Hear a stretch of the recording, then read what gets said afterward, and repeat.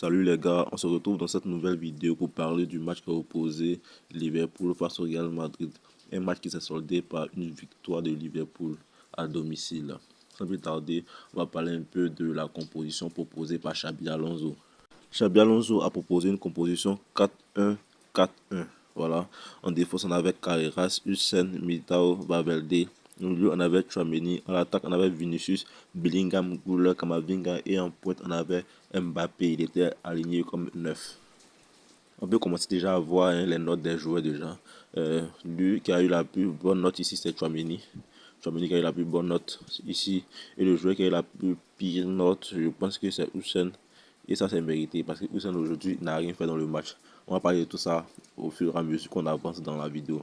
À présent, nous allons voir les statistiques maintenant de la première mi-temps et après aussi de la deuxième mi-temps. On va commencer d'abord par les statistiques de la première mi-temps. En première mi-temps, on a eu un 40% de possession de balle pour Liverpool et 60% de possession de balle pour le Real Madrid. Voilà.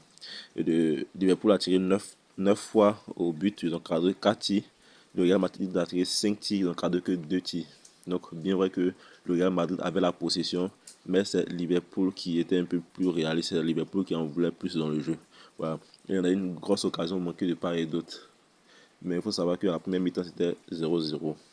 Donc, on a eu un corner pour Liverpool, 0 pour le Real Madrid, 10 fautes pour Liverpool et 4 pour le Real Madrid. Donc, ici, on voit que Liverpool a mis beaucoup d'intensité.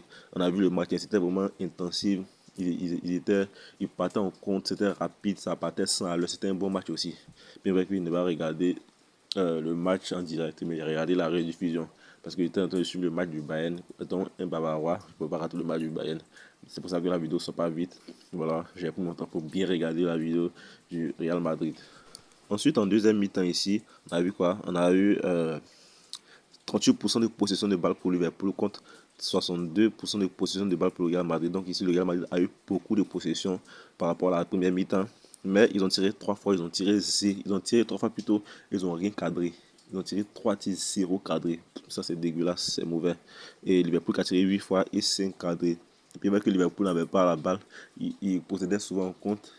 Voilà, ça prouve ici que même s'ils n'avaient pas la balle, mais ils tiraient. Ils étaient cadrés. Ce n'était pas des tirs, des tirs au hasard. Parce que dans 8, ils ont tiré 5. Il n'y avait que 3 tirs qui n'étaient pas cadrés. Et ça, c'est fort. Deux grosses occasions pour manquer pour Liverpool. Donc ça prouve ici que là, 1-0, même c'est petit.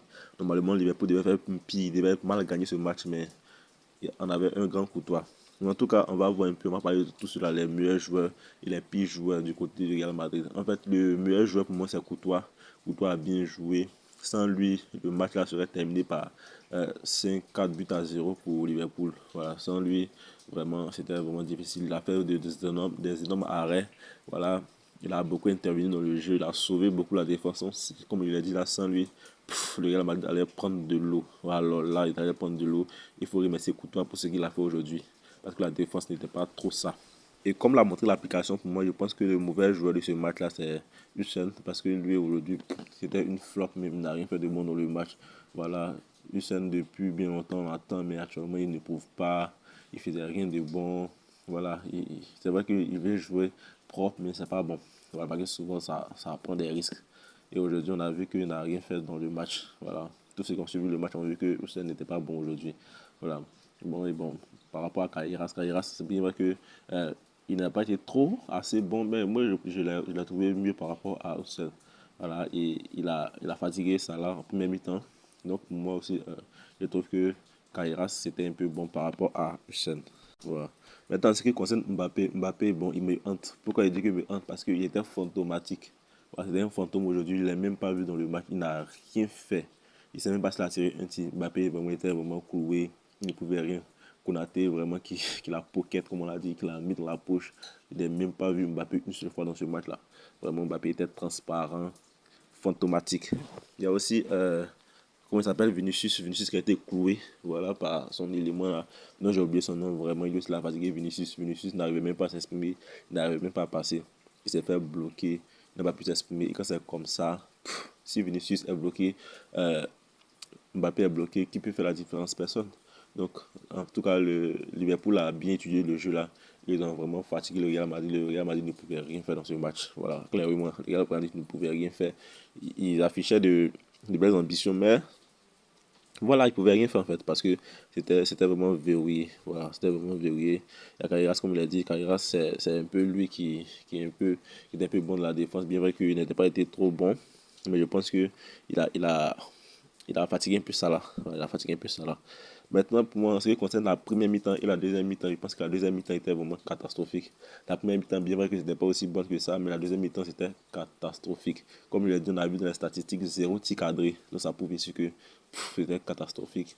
Ils n'avaient même pas créé de problème, hein, comment on dit ça, à Liverpool. Et ça, c'est pas bien, c'est pas bon. Le Real Madrid qui la fois passée avait gagné 4-0 en championnat, et nous on se disait que ah, le Real Madrid est de retour, le Real Madrid encore va faire du mal, mais c'est pas ça. Voilà, donc Xabi Alonso, bon, lui il en est un peu mitigé parce qu'il faut savoir que les supporters sont bipolaires. Parce que quand il avait gagné 4-0, hein, le week-end là, tout le monde commençait à dire ah, Xabi Alonso c'est un grand, c'est un grand. Mais aujourd'hui, quand il perd, tous les supporters descendent sur lui. Donc les supporters c'est comme ça, ils sont bipolaires. Voilà, Xabi Alonso fait ton travail, boss. Parce que même si tu fais bien et que tu perds un match, tout le monde viendra dire que tu es nul. Voilà, donc faut faire ton job, voilà, essayer de faire son truc. Mais il faut savoir aussi que Liverpool, ils sont pas bons. Voilà, ils jouaient pas bien face à comment on dit ça, Crystal Palace, et c'est aujourd'hui qu'ils se réveillent. Vraiment, c'est pas incroyable, quoi. En tout cas, merci beaucoup d'avoir suivi ce débrief. On se retrouvera dans une autre vidéo pour parler d'un autre match.